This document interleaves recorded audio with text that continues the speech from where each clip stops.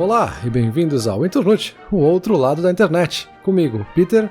E comigo, Bruno. Peter, pergunta de hoje. IAs vão dominar o mundo? IAs, pra quem não sabe, inteligência artificial, né? A gente tá falando aqui, será que vai chegar esse momento que os filmes de ficção científica lá atrás já nos avisavam que os robôs vão tomar consciência e vão dominar o planeta? Ou será que não é pra tanto? Já vou avisar aqui pra todo mundo que minha voz tá um pouco diferente, mas sou eu mesmo. Eu tô abanando aqui na câmera, é o Bruno. Não é um robô que o Peter colocou no meu lugar aqui, que tomou meu trabalho. Só porque eu tô com um pouco de dor de garganta, mas sou eu aqui, viu? Não é um robô. Não que não seja uma Bom, deixa assim, vamos seguir. Realmente esse mês a gente fez algo mais temático para a tecnologia, né? Na segunda-feira, nas minhas notas, eu falei um pouco sobre tecnologias analógicas. Na quarta, o Bruno falou um pouquinho sobre tecnologias digitais. E agora na sexta a gente está indo um pouquinho mais além, pensando na evolução das tecnologias e as IAs que seriam essa nova fronteira aí. E se elas vão realmente roubar o nosso emprego, dominar tudo e vai ter uma guerra mundial com a Skynet e nós não temos mais o que fazer. Então, Bruno, por onde a gente começa essa conversa? Eu quero começar pela descoberta mais legal do mês aí, pelo menos pra mim, que foi esse cara aí chamado ChatGPT. Cara, assim, ó, quem veio pra esse episódio porque se interessa pelo assunto já sabe quem é esse robô. Quem veio aqui porque quer saber mais, talvez não saiba, então eu vou dar uma explicação muito por cima. O ChatGPT é um dos robozinhos que estão surgindo aí, que conversam com as pessoas.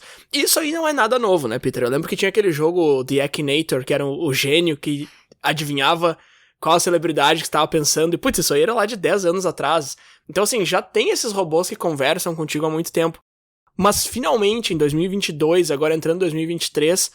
eles estão onde eles devem estar, sabe? Eles são algo que quando tu conversa com eles, tu sente como se estivesse conversando... Não é nem como se estivesse conversando com uma pessoa, é como se estivesse conversando com um assistente perfeito, um negócio de filme, assim, um negócio que tudo que tu precisa tá ao alcance e ele te responde da maneira que tu espera que ele vai te responder. Ele não se define como um assistente, ele se define como um modelo de linguagem, que é basicamente algo que quando tu dá uma instrução, ele te responde com texto. Ano passado explodiu essa mesma ideia com arte, né? Tu dá uma instrução e ela te responde com imagens. E agora o chat tá chegando com muita força também. Eu acho que... Eu conversei bastante com ele essa semana sobre esse assunto, que é muito engraçado, né? Tu perguntar pra um robô o que ele acha sobre inteligência artificial e tal, e receber respostas completamente enviesadas. Afinal de contas, ele é inteligência artificial. Eu acho que tu deve ter tido conversas parecidas também enquanto tu fazia essa pesquisa. Sim, também. Eu acho que foi até um dos motivos a gente ter chegado nesse assunto para esse mês, porque a gente passou muito das últimas semanas falando com ele, pesquisando com ele, entendendo coisas com ele, porque realmente é muito divertido, ainda mais brinquedo novo, né? A gente adora brincar com coisas novas. E é muito legal até para tentar entender a lógica que tá por trás dele, assim, fazer perguntas diferentes, estressar ele, fazer perguntas às vezes que não fazem sentido, ou uma conversa que não tem conexão nenhuma entre uma pergunta e outra, tentar extremar ele para ver como é que ele entende. Porque é muito interessante, porque ele é basicamente um chat, como o próprio nome já diz, assim. E ele usa essa ideia de linguagem, não chega a ser linguagem natural, mas ele conversa contigo, então tu faz uma pergunta e ele te responde numa linguagem muito natural, e tu não precisa usar palavras-chave como tu faz com uma pesquisa no Google, por exemplo, né? Tu pode realmente digitar exatamente como tu tá pensando a pergunta, ele vai entender essa pergunta e te responder em texto diretamente. E aí, se tu fizer outra pergunta na sequência, ele sabe o contexto da tua última pergunta e ele segue numa conversa realmente, assim. Então isso é muito interessante. É claro que a gente não tá falando de singularidade, que seria essa ideia dos robôs realmente parecerem realmente humanos, assim. Ele tem coisas que ele faz e coisas que ele fala que mostram que ele é um robô. Ele mesmo se posiciona como um robô, então ele deixa isso muito claro desde o começo, assim. Ele nunca tenta se passar por um ser humano ou coisa assim. Mas esse nível de linguagem de singularidade que se fala, muitos preveem lá para 2050, mas 2050 já não tá tão longe assim, né? Quando se falava isso há 10, 20 anos atrás, parecia muito mais longe, já tá um pouco mais perto. E o ChatGPT é justamente um exemplo de como caminha rápido, assim. Eu acho que em 2020 a gente não imaginava que em 2022 a gente ia estar conversando com um robô de um jeito tão fácil, tão natural e de graça, sinceramente, que é simplesmente entrar lá, fazer uma pergunta e ele te responde em segundos, tudo mastigadinho, tudo perfeito, sabe? De graça por enquanto, né? Inclusive a gente vai deixar o link aqui pra quem nunca falou com o robô e quiser falar.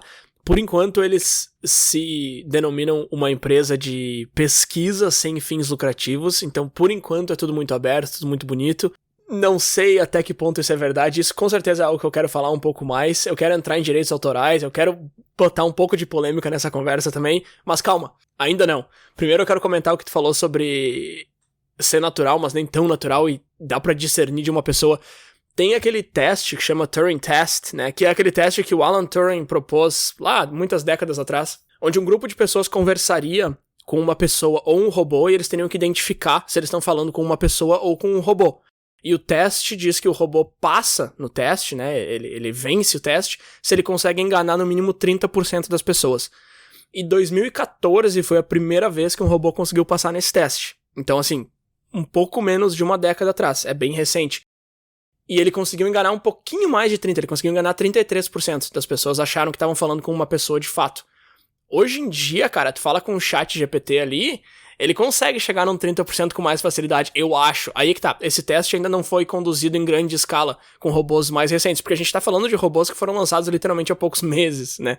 Então, assim, é difícil de dizer. Eu fico chamando de robô como se fosse um robô do The Sims lá que vai lá e limpa a tua casa. Não, é uma janela do Windows ali que tu conversa, é um chat.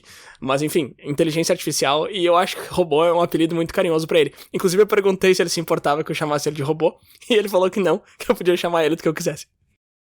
É, claro, aqui deixando claro justamente que a gente está falando do ChatGPT, que é uma das ferramentas, que é uma das lógicas que está por trás aí, que é a tecnologia que foi desenvolvida pela OpenAI, que é uma das empresas que está estudando isso, e o GPT é justamente um dos modelos que eles desenvolveram aí para falar justamente, pesquisar e trazer essa linguagem de escrita justamente, e disso derivou o ChatGPT, que aí sim é o que faz esse chat, que faz essa conversa, que te traz perguntas, e que muitos já questionam justamente, né, eu comentei um pouco por cima, mas muitos já questionam se essa lógica de chat não vai substituir o que a gente entende hoje como Google, que é a nossa fonte principal de pesquisa, né, ou pelo menos a nossa porta inicial, assim, é o ponto de partida, é a gente entrar no Google e fazer uma pergunta, e dali a gente vai atrás das informações.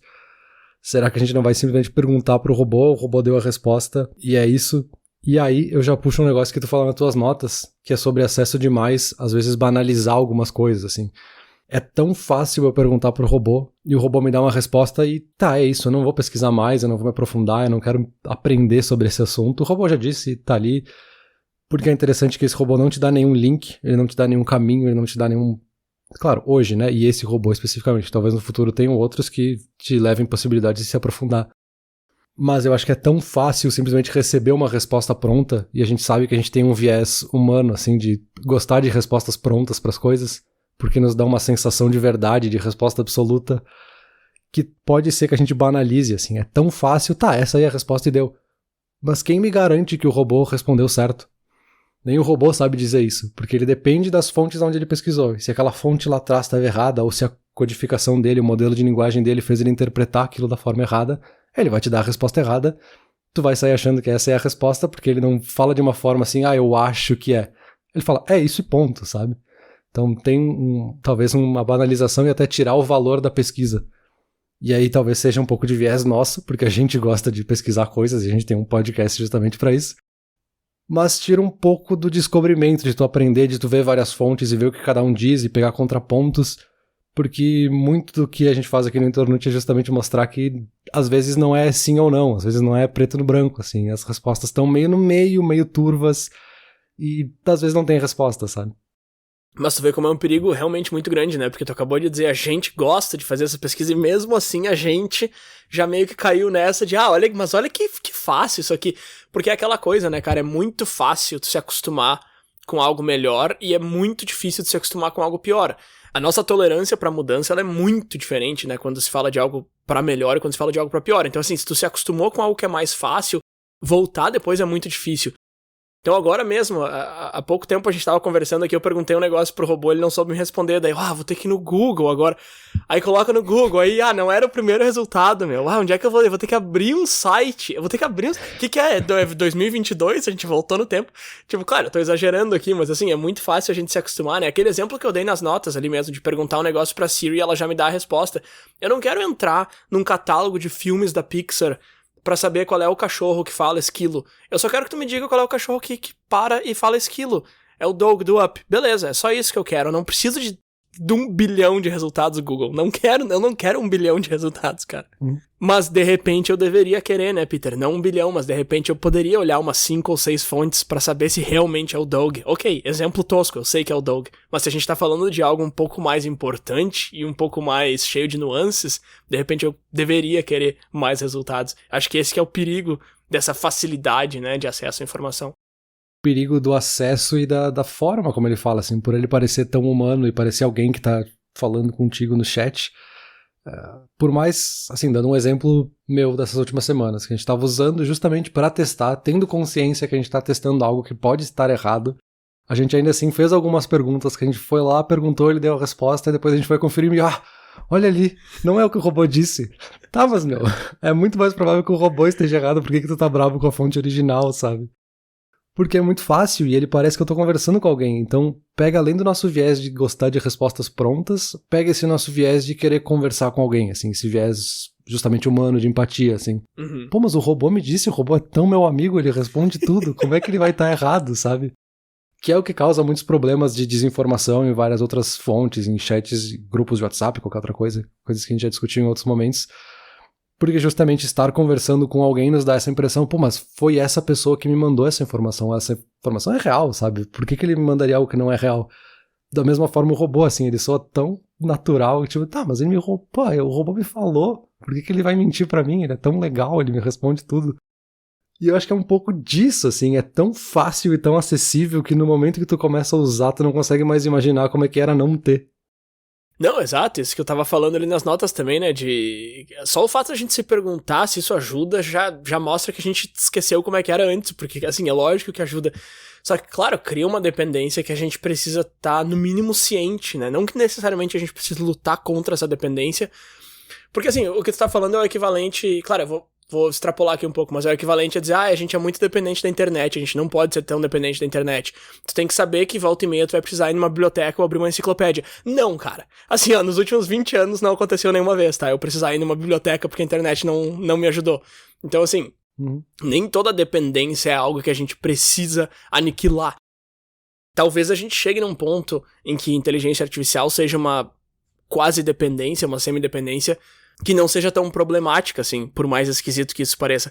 Por exemplo, um negócio que inteligência artificial já ajuda bastante é tomar decisões. E aí a gente tem desde aquelas decisões mais básicas de dia a dia, que afeta todo mundo. Por exemplo, não sei se já parou pra pensar, mas tem uma inteligência artificial que define e decide se esse e-mail que tu tá recebendo agora vai pra tua caixa de entrada ou pra tua caixa de spam. Isso é um código muito simples, mas é uma inteligência artificial que tem ali por trás. Mas vai até coisas muito mais complexas. Por exemplo, inteligência artificial tomando decisões no campo jurídico, no campo da medicina, decidindo o que fazer ou ajudando a decidir o que fazer. E aí é um tema bem polêmico, assim, como é que uma inteligência artificial vai definir se esse cara é culpado ou não? Aí eu perguntei pro nosso novo amigo robô o que ele acha sobre isso, e ele me falou o seguinte, que as decisões que a inteligência artificial tomam são transparentes e podem ser explicadas, diferente das decisões humanas. E eu fiquei tipo, eita! Mas assim, ele tá certo, sabe? Porque se é um programa de computador tomando uma decisão, tu pode ir do final até o começo e entender exatamente como que ela chegou lá. Porque ela vai tomar aquela decisão baseada em coisas que tu alimentou pra ela, ela vai conseguir te dizer exatamente onde que foi. Então dá pra dizer que decisões tomadas por inteligência artificial são menos enviesadas e, portanto, mais corretas do que decisões humanas. De novo, eu não sei até que ponto eu acredito nisso. É um tema meio polêmico, mas o argumento faz sentido. Tu trouxe vários pontos aqui que eu acho que vale comentar. Um é sobre essa coisa da gente ir pra biblioteca e precisar pesquisar, porque a internet não vai estar sempre aí. É tipo na escola, quando a professora falava, não pode fazer conta com a calculadora, porque vocês não vão ter sempre uma calculadora no bolso. Eu tenho sim, eu tenho o celular no bolso e ele tem calculadora, sabe? Então esse argumento cai por terra. Mas eu entendo que não tá errado, assim, essa motivação original, assim, da professora ou da sociedade, enfim, de desconfiar dessas tecnologias e tudo, porque já é uma desconfiança de muitas universidades, principalmente nos países que falam inglês, né? De usar esse chat para produzir textos e produzir redações, enfim, e não produzir por conta, isso seria plágio e tudo. E eu li justamente um texto que eu vou deixar aqui na descrição depois, de um educador falando justamente que não tem nada de errado com usar isso, assim. Tu tem que usar como uma ferramenta justamente para te desenvolver melhor o teu texto e fazer algo melhor. Então, O que tem que mudar não é a gente proibir a ferramenta, é a gente mudar os estímulos, as motivações e o porquê a gente está pedindo para desenvolver esse texto. O que a gente quer com esse texto que ele vai produzir, que o aluno vai fazer. É meio que uma coisa parecida quando se começou com a Wikipédia, assim, no começo não pode pesquisar na Wikipédia, não pode fazer trabalho de escola com a Wikipédia porque tá errado, é proibido. Tá, mas não tem como proibir, assim, não faz sentido, sabe? A ferramenta ela vai existir pelo motivo que a gente acabou de discutir, que ela é tão fácil, tão acessível que a gente vai usar e a gente não imagina mais viver sem. A gente tem que mudar, às vezes, esses estímulos e motivações de por que a gente tá fazendo essa pergunta lá no começo, sabe? Por que eu tô pedindo pro aluno fazer a redação? É pra ele simplesmente escrever qualquer coisa ou tem algo maior por trás de pedir pra ele escrever uma redação? Que aí entra nessa coisa de ser uma ferramenta, que aí eu acho que confunde um pouco com alguns determinismos tecnológicos, assim, e aí entra essa questão de vieses também. Porque, beleza, assim, a tecnologia é mais transparente, eu posso ver como é que foi feito o código, o algoritmo e a metodologia e o white paper que tá por trás dessa tecnologia e o modelo e dessa IA e tudo, mas ela ainda foi escrita por uma pessoa, sabe? E essa pessoa pode ter colocado os vieses dela ali dentro, assim. E aí essa IA se desenvolveu a partir desses vieses e ela cresceu em cima desses vieses e chegou num ponto que é muito difícil de perceber onde é que começou esse viés. Para citar um exemplo, né? Poderia ser qualquer coisa de errado ali. Então acho que no fundo a gente não pode separar as coisas assim porque ela ainda é uma coisa de origem humana e que vai ser usada por humanos. É uma ferramenta como qualquer outra, sabe? Acho que a gente não pode esquecer do fato de qualquer tecnologia ser como o papel é uma tecnologia, um martelo é uma tecnologia, qualquer outra coisa é uma tecnologia que a gente usa para desempenhar alguma função para nós ou para a sociedade.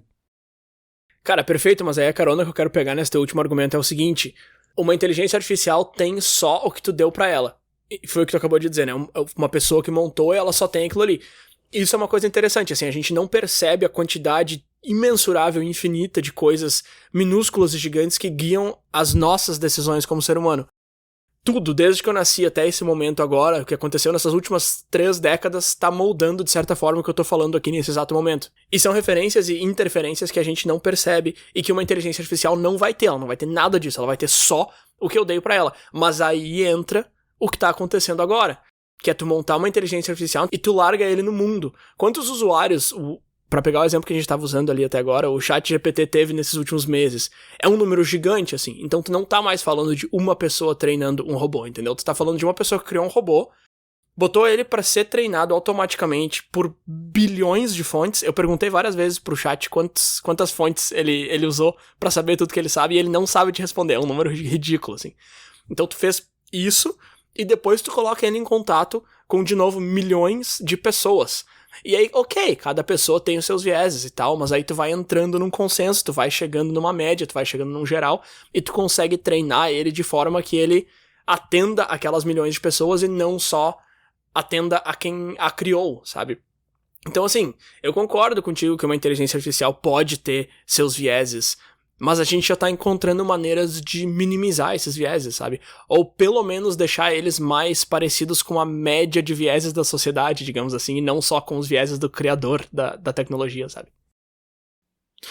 Qualquer tecnologia, qualquer coisa que a gente desenvolve vai refletir um pouco dos vieses do ser humano, e a gente tem que ficar constantemente vigiando e monitorando e alterando, corrigindo, enfim, para ter o mínimo possível, mas a gente sempre vai ter vieses que sejam vieses que são consenso na sociedade da gente entender que uma coisa é dessa forma, porque a gente simplesmente, em sociedade, consensou que a gente entende essa coisa dessa forma, sabe?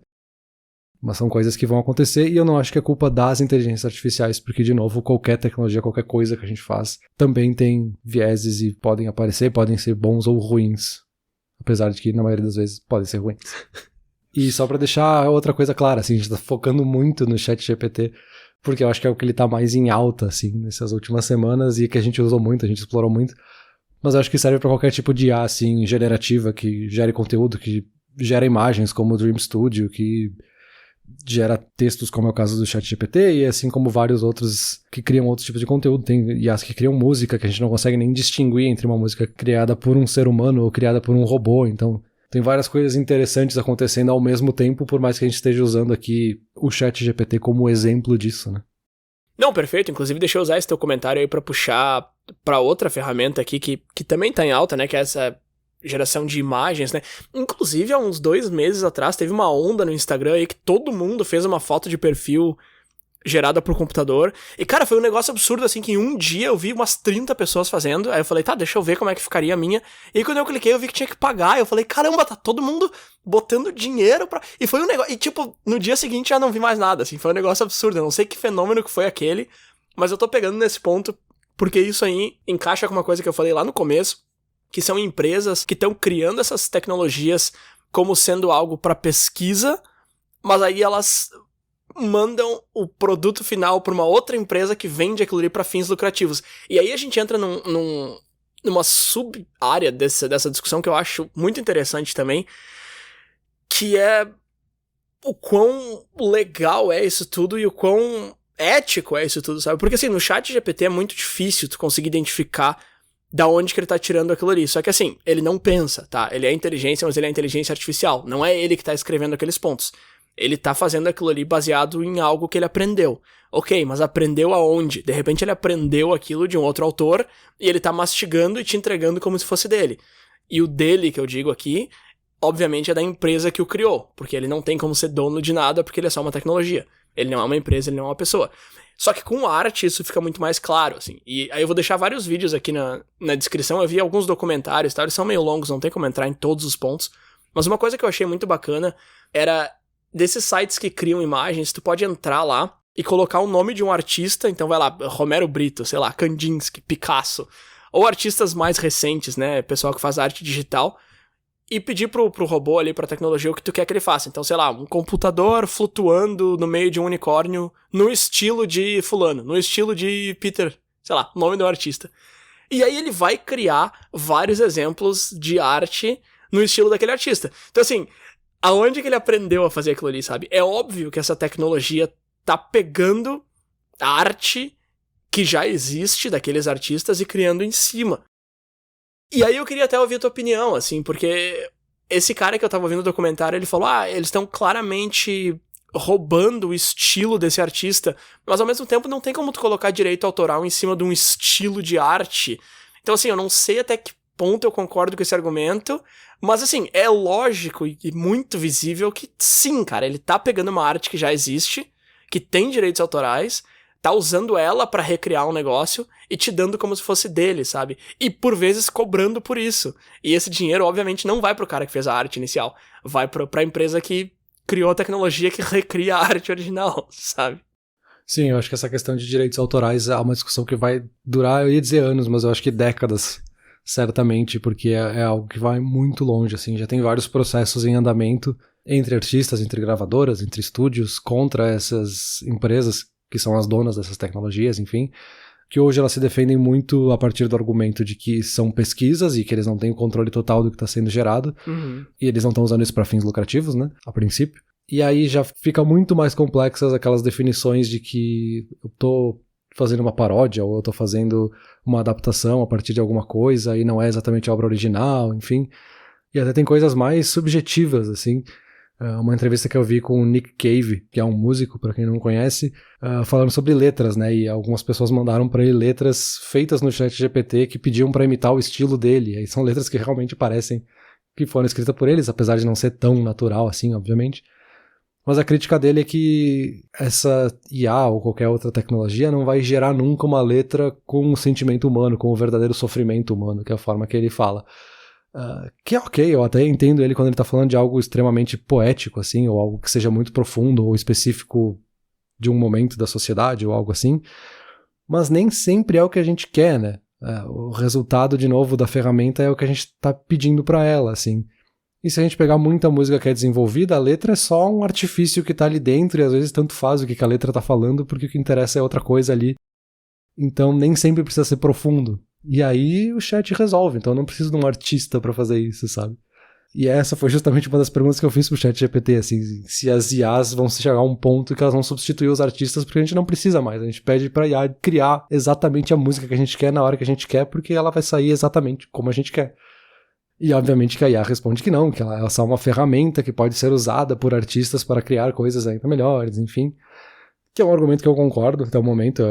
Eu acho que a gente não tem como dizer com precisão que isso vai acontecer ou não vai, mas eu bato sempre na tecla, né, de que é uma ferramenta, e assim como a gente aprendeu a usar o Photoshop para editar imagens e criar outro tipo de arte, a gente pode usar IAs generativas para criar outro tipo de arte, assim. Eu acho que, de novo, esse argumento de proibir a tecnologia não vai colar, sabe? Cara, então, mas isso aí... Tem 2 pontos aí que tu falou, deixa eu pegar esse por último antes. Que é uma ferramenta que vai te dar a possibilidade de criar. E isso é uma coisa que eu vi, esse argumento, sendo utilizado várias vezes a favor da inteligência artificial, e artistas indo contra ele, dizendo o seguinte, cara, beleza, mas assim... Se essa IA tá te dando a habilidade de criar alguma coisa, tu vai finalmente poder contar a história e produzir o que tu imagina. Sim, verdade. Por exemplo, eu quero escrever um livro sobre tal coisa. Então eu vou lá e peço pro robô escrever um livro de 100 páginas e dou alguns tópicos. E aí ele vai criar pra mim. E aí o que os artistas estão dizendo é o seguinte, cara, tu não tá errado, é verdade. Só que tu tem que pensar o seguinte, todo mundo vai ter essa mesma habilidade, entendeu? As 7 bilhões de pessoas no mundo vão ter essa habilidade. Então... a quantidade de conteúdo que começa a se criar a partir desse ponto vai ser tão grande que ninguém vai ter tempo e nem interesse pra tua história. Porque vão ter 7 bilhões de pessoas criando histórias ao mesmo tempo, porque não tem mais esse discernimento de que algumas pessoas conseguem criar histórias. Porque assim, você tá num grupo de 100 pessoas onde 10 escrevem, os outros 90 vão ler aqueles 10. Então assim, tu tem um pra cada 9. Você tem um conteúdo pra cada 9 pessoas. Se você tá num grupo de 100 pessoas onde todo mundo tem a habilidade de criar um livro de 100 páginas, tu não vai querer me dizer que as 100 pessoas vão ler os 100 livros de 100 páginas, entendeu? Então assim, vai ter tanto conteúdo que não vai mais importar. E aí eu acho que o termo banaliza encaixa muito aqui, assim. É um negócio que quando tu dá muito acesso pra todo mundo... perde completamente o valor. E isso soa completamente elitista, né, cara? Não dá acesso pra todo mundo, porque se tu der vai perder o valor. É aquele negócio de, quando ninguém conhecia que era bom, que a gente já fez um episódio inteiro sobre isso. Mas eu entendo esse argumento, assim, se todo mundo pode criar música perfeita com qualidade profissional, então qual é o valor de música perfeita com qualidade profissional, sabe? Assim, gás carbono não tem tanto valor, porque todo mundo tá criando o tempo todo, sabe? Então é a mesma coisa com arte, assim. Claro, tô dando um exemplo esdrúxulo, mas se tu pega qual foi o que tu citou ali antes, o Dream Studio, é basicamente isso, assim, tu dá 20 palavras pra ele e ele cria um quadro pra ti, sabe? Então, assim, até que ponto isso não vai banalizar demais o negócio, sabe? Que é um argumento que, de novo, eu fico muito em cima do muro, assim, uma discussão muito recente, mas eu tentei ver o outro lado de ir contra isso, e de por que os artistas estão um pouco assustados e não estão vendo isso como uma ferramenta. E tem bastante argumento que faz bastante sentido nesse lado também. Até o momento, a resposta certa é ficar em cima do muro, assim. Não tem como a gente ter certeza justamente pelo momento em que a gente está no desenvolvimento dessas tecnologias, assim. Porque, sim, milhões de pessoas gerando artes infinitas a qualquer momento pode banalizar a arte, assim como pode não banalizar e melhorar a arte, sabe? Os 2 argumentos são válidos até o momento, assim. Da mesma forma que bilhões de pessoas têm num celular com uma câmera fotográfica no mundo tirando centenas de fotos todos os dias, não banalizou a fotografia como um estado da arte, sabe? Comparando com no passado, sei lá, poucas pessoas tinham acesso a câmeras fotográficas com filme, com processos complexos para revelar e editar, enfim. Então, assim, os 2 argumentos são válidos até certo ponto, e aí até onde é esse ponto é que é muito difícil da gente dizer agora, sabe? Isso que eu acho que é o mais legal, talvez, dessa conversa, ao mesmo tempo que eu tô falando isso de uma forma assustadora e otimista simultaneamente. Não banalizou até certo ponto, né, cara? Porque se na realidade de 10 anos atrás tu fosse pro Caribe e voltasse com um álbum de fotos, eu ia ficar super empolgado pra ver. Hoje em dia eu não tô nem aí, eu não quero ver teu álbum de fotos. Aliás, quem é que imprime foto? Eu já tô vendo 300 mil fotos de Instagram no Caribe, que eu já sei qual é a cor do mar, eu já sei qual é a cor da areia. Então, assim, eu entendo que tu tá dizendo que não banalizou a fotografia como arte, mas ao mesmo tempo transformou foto e viagem e tudo mais em algo muito mais comum e por ser muito mais comum, muito menos especial, sabe? Então, assim... mas não é, sabe? Exato, eu acho que a gente tá justamente não é, mas não é, assim. E nesse ponto específico, eu acho que eu até volto para aquele texto lá daquele educador, assim, que falava de por que fazer redações e por que usar o ChatGPT justamente como uma ferramenta para redações em sala de aula e tudo. Que claro, ele tá falando especificamente de educação, mas acho que se aplica para outras áreas também, da gente tentar entender esse valor que tá por trás, porque é realmente assustador a gente ver uma tecnologia assim, sabe?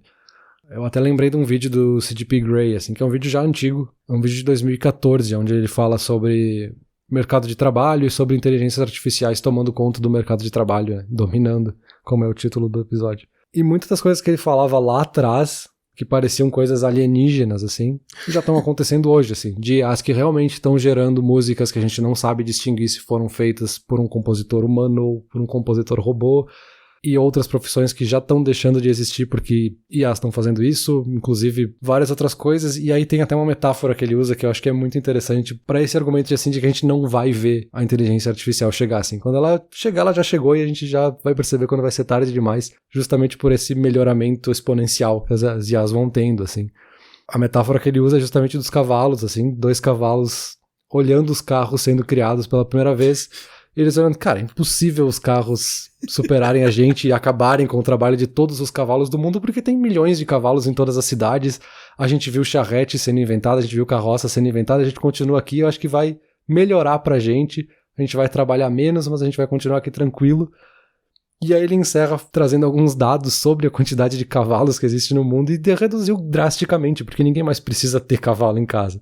Então a, entre aspas, população de cavalos reduziu extremamente, porque não são mais necessários. E é uma metáfora esdrúxula, obviamente, mas que deixa a gente pensando, assim, realmente vai ter coisas que a gente não vai precisar mais, e será que a gente vai gerar empregos novos o suficiente para superar tudo que a IA vai produzir a mais para nós? Eu não tenho a resposta, talvez tu tenha, mas vamos ver.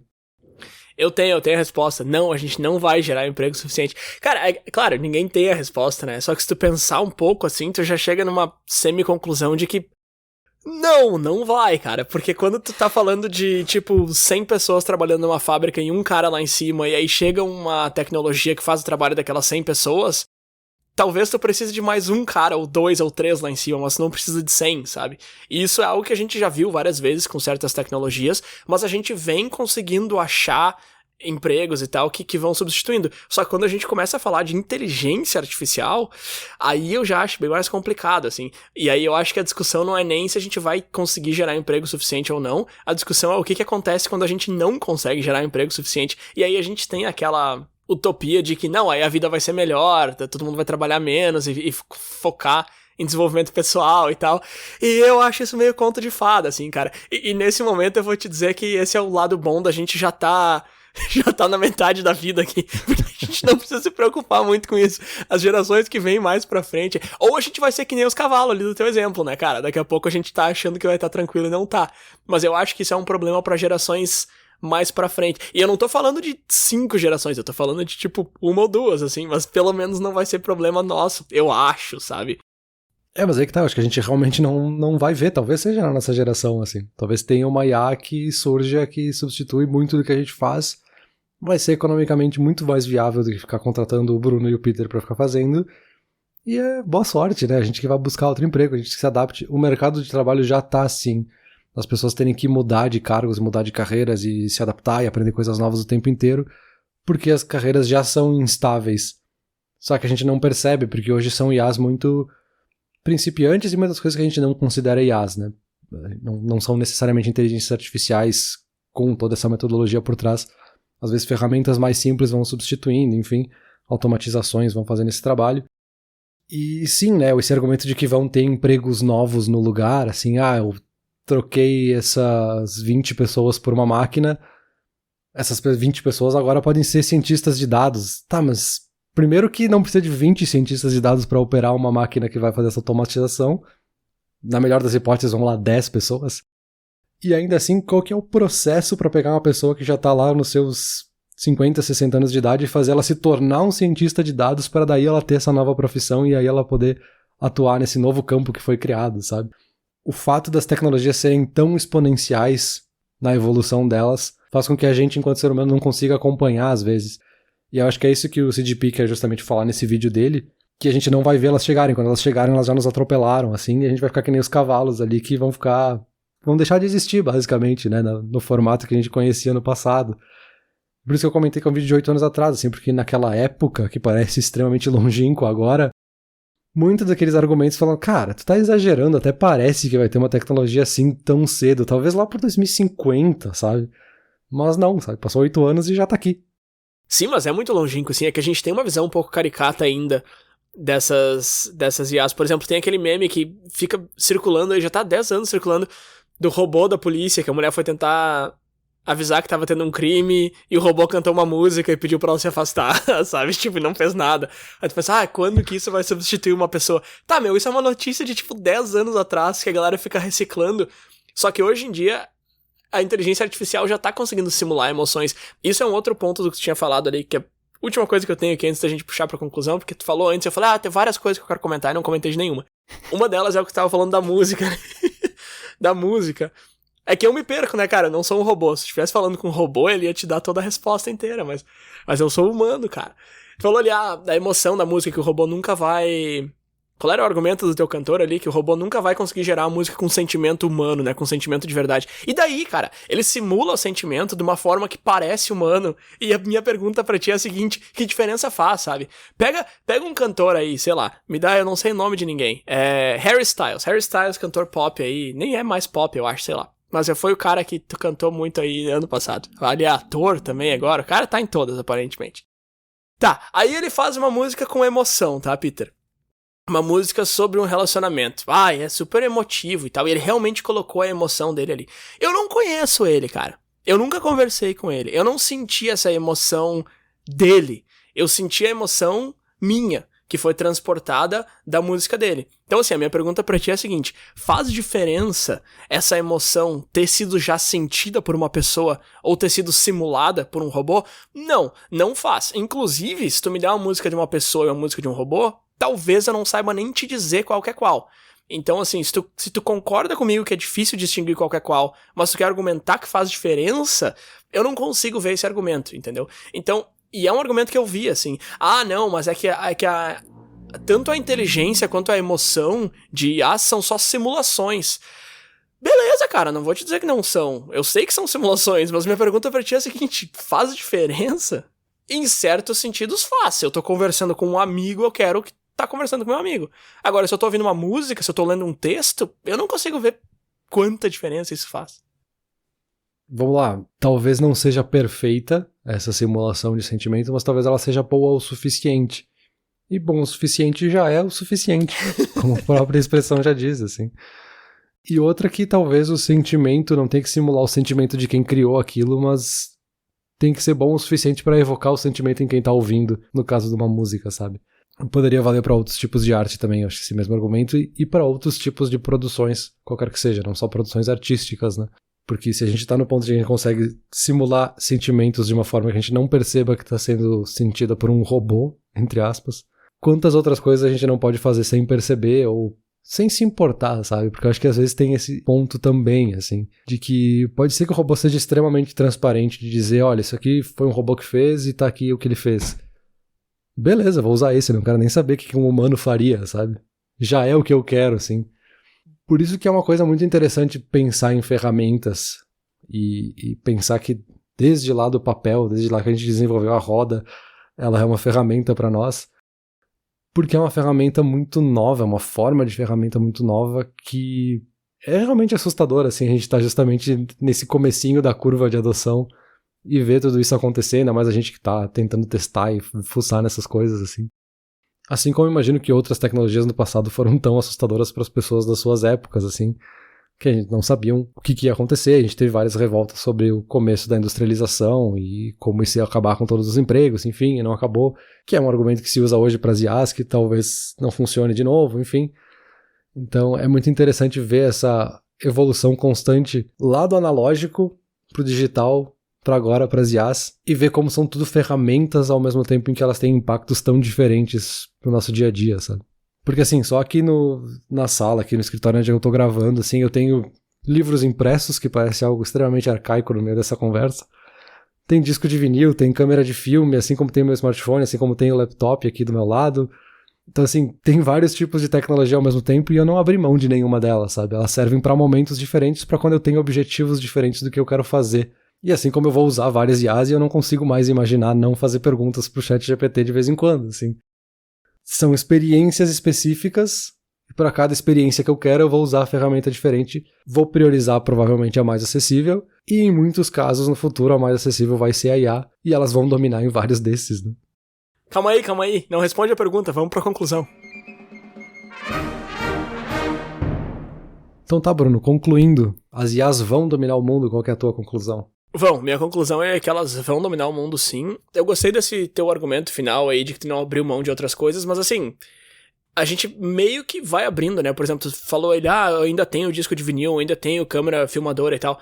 Cara, assim, eu não tenho mais nada disso, e eu acredito que mesmo tu que tenha, ainda use isso muito pouco e como algo mais saudosista, mais legalzinho pra momentos específicos, assim. Então, claro que a gente tem essa visão apocalíptica de que, a TV vai matar o rádio, sempre aquela mesma abobrinha, né? E tá, não é pra tanto, assim. Mas sim, ela chega e dá uma destruída naquilo que tava pra trás. Eu acho que a inteligência artificial vai fazer isso com muita coisa, assim. Eu acho que ela vai, entre aspas, dominar o mundo. Só que eu não acho que vai ser a inteligência artificial do filme do Stanley Kubrick, trancando todo mundo pra fora da espaçonave e matando... Olha o tamanho do spoiler que o cara deu, né, meu? Mas também o filme é filme de 40 anos atrás. Mas enfim, eu não acho que ela vai dominar o mundo nesse sentido. Eu acho que ela vai dominar o mundo, entre aspas, assim como a internet dominou o mundo, sabe? Assim como a TV dominou o mundo. Ela vai dominar o mundo como algo que a gente vai usar pro bem e infelizmente pro mal, e não algo que vem nos substituir, que eu acho que parece ser o medo de todo mundo, assim. Vai substituir empregos? Sim, essa parte eu acho que sim, mas não vai substituir todos os empregos e não vai substituir pessoas, sabe? Não vai substituir o toque pessoal. Eu tava falando ali no final que, sabe simular emoções e parece ser humano e tal, mas eu não acho que vai substituir, eu não acho isso, essa palavra eu acho que não cabe. Agora, dominar, sim, cara. Perfeito, eu concordo contigo. Eu acho que é bem nesse caminho, assim, elas vão dominar nesse sentido que a internet dominou o mundo, no sentido que os smartphones dominaram o mundo e a gente não consegue mais imaginar a vida sem eles, assim como eu acho que a gente não vai mais conseguir imaginar a vida sem várias dessas IAs.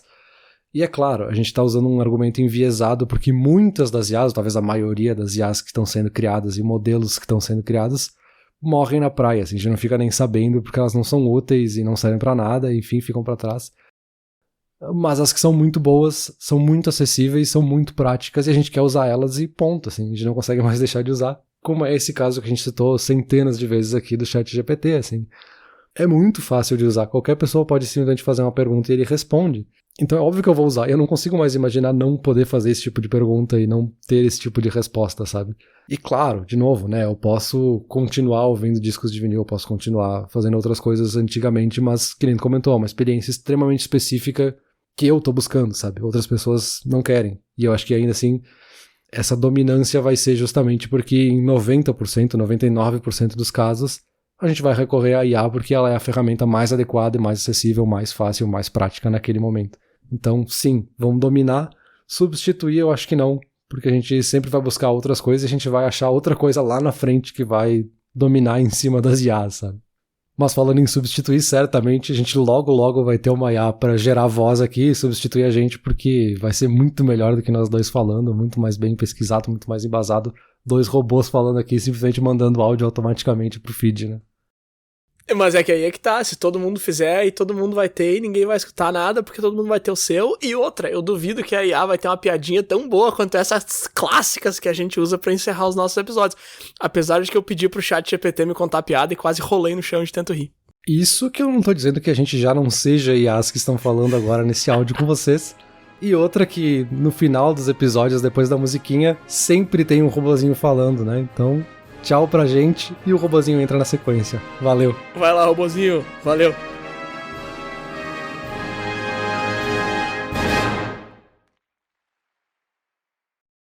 Olá, ouvinte. Se você gosta do Inturnute, não deixe de compartilhar nas redes sociais e de seguir no Spotify ou no seu aplicativo de podcasts favorito. E se você quiser compartilhar a sua resposta para a pergunta da semana, é só enviar uma mensagem. Muito obrigado, e até o próximo episódio.